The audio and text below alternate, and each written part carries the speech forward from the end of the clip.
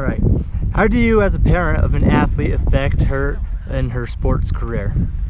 Okay, so I think there's going to be a number of facets of it. I think the obvious ones are financially, right? We've really tried to invest in that, and then as far as time,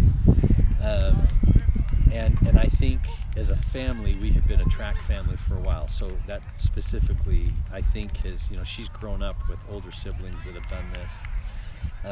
And so we got her started young. We got her little out here on pole and doing things like that. So it was just inviting her when we go on Saturdays to the pit and do different things. So I think really just kind of doing things like that as a family has really affected her, and I think has given her the ability to be successful. Do you think where an athlete comes from, like economics, plays a big role on if they're a successful athlete?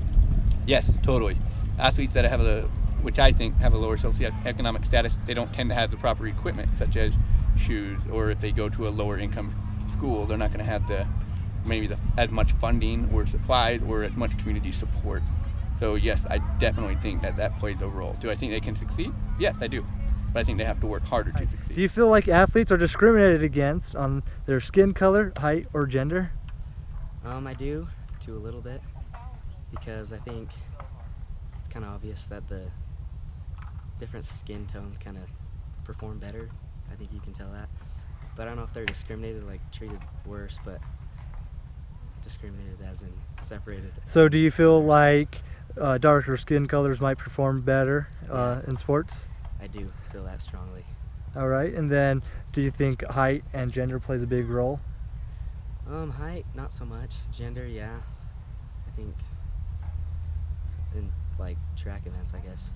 All right. Gender, they're separated for a reason. Do you see any discrimination on kids that aren't considered good and get less coaching time? Yes, but I think personally, I haven't seen discrimination based on like a kid's race or, girls versus boys or that kind of thing.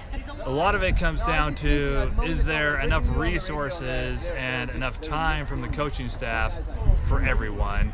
Because if not, then, they have to prioritize on what's going to help the team win and what is going to give them the best chance to keep their jobs, because coaches, they make a living based on how well their teams perform and if they win or not.